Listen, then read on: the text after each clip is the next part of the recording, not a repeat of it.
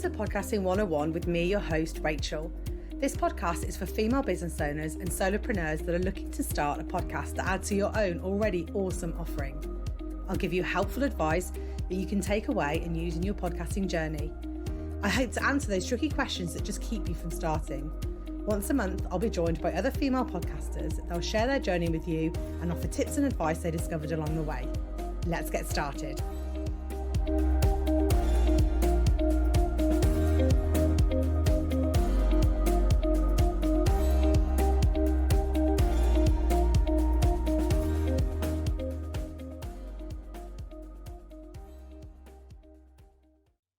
Hi, and welcome to this week's episode. Some of you may remember that about 4 weeks ago, I was talking about the effect of scheduling your social media posts into like LinkedIn and Instagram and Facebook, and whether there was a difference between posting it natively. Because the person I was talking to was talking about how LinkedIn especially like punishes you for using a third-party provider.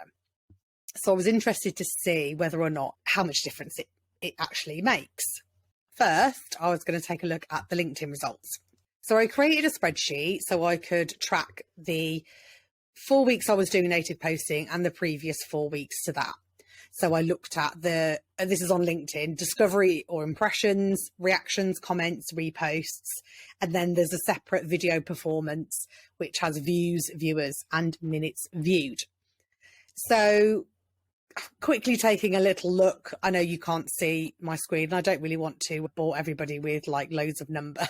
So on the whole, I would say my video performance is better posting natively. I have got probably double the amount of views that I got from previous 4 weeks, and the minutes viewed are higher. So that was a plus. On the whole, I would say I got roughly about the same kind of discovery or impressions. I had a post that did really well in October. There was one post that I talked about how I'd been nominated for an award, Entrepreneur of the Year, and that got a load of engagement. That was actually posted natively as well, so that doesn't really count because it was like an ad hoc post because I just found out that I'd been nominated for this award, which was like super exciting. So, and that was a personal post as well. And I always find that posts that are slightly personal or talking about you rather than the business tend to do better than other posts. So, but just comparing those, I would say that for LinkedIn, it hasn't really made that much difference posting natively comparatively to posting using a scheduler. I would say what can make a difference is how much you're engaging with a platform. So I have been making an effort these past few months to do a lot more engagement, reaching out to people, connecting with my network. Over the summer, I took like pretty much 6 weeks off work. I did have some holiday time and I did engage, but I didn't do a lot of engagement on LinkedIn because I had the kids off and I just didn't feel like it was something that I wanted to do. And I noticed there was a noticeable drop there. But because I have since September hit been engaging a lot more on the platform, I think that those results shows that I have more views.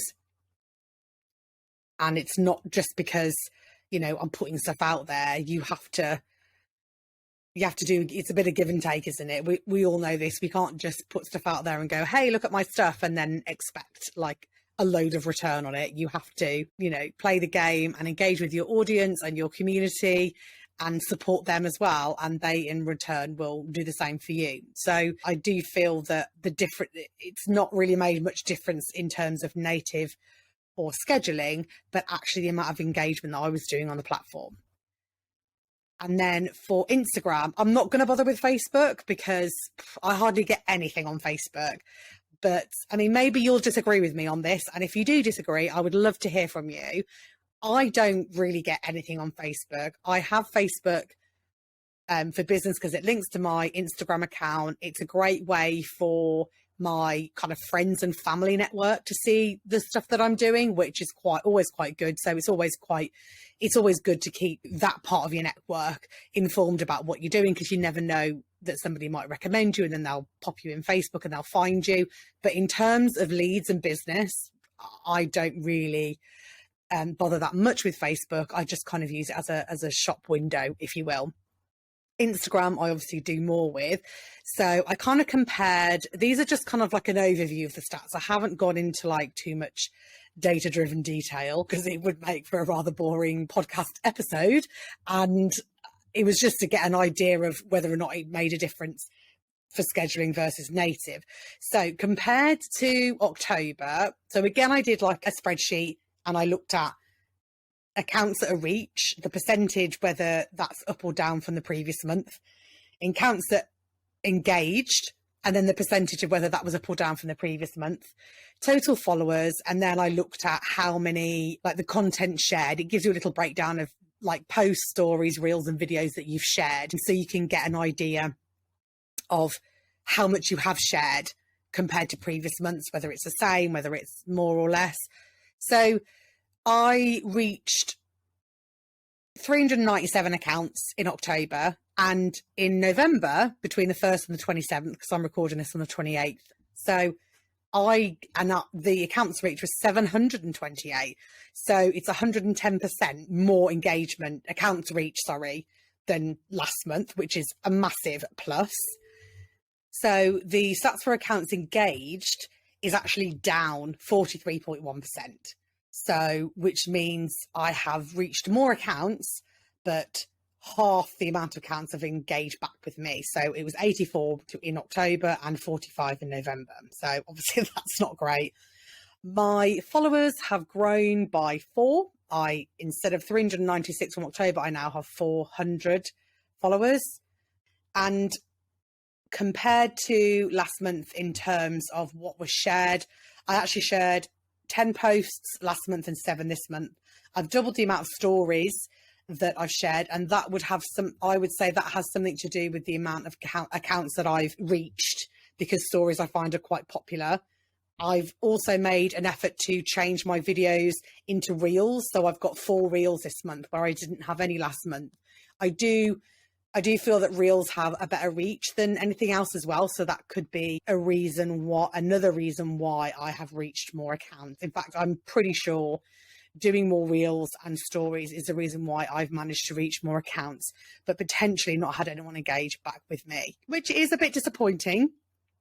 But I have made an effort, like you can see, I've doubled the amount of stories that I'm doing. I've tried to make more stories and more, instead of just sharing my grid posts to my stories, I follow this other account that talked about it. I can't remember the lady's name, but she talked about really you should be doing specific content for your story. So I have started to make more specific content. So making my audiograms in stories, in a proper story, rather than just sharing it from my grid.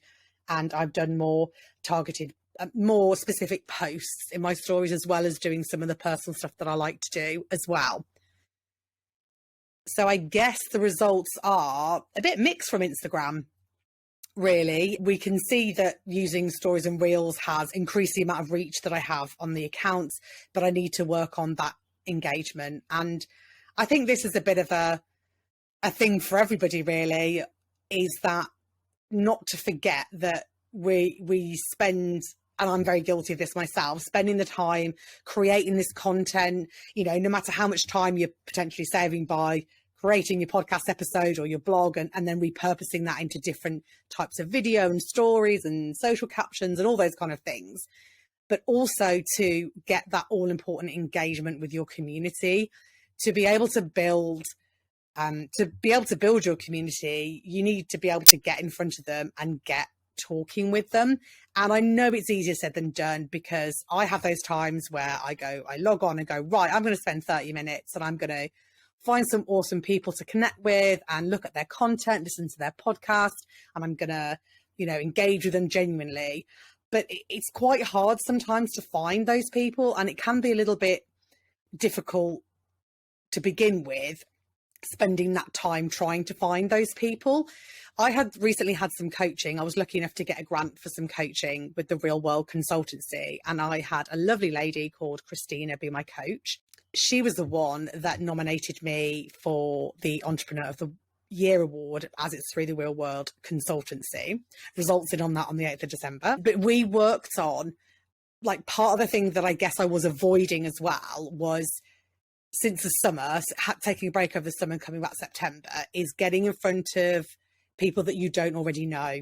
So in front of people that you do know, you know, I have quite a nice engaged community on LinkedIn where there's people that I know and I engage with them and they engage with me, but it's trying to find those new people, getting in front of those new people to shout about how, not just shout about how great you are, because obviously that's not what you want to do, but be genuinely engaged with their content and think, is this person somebody that I could get on with? Do our values align?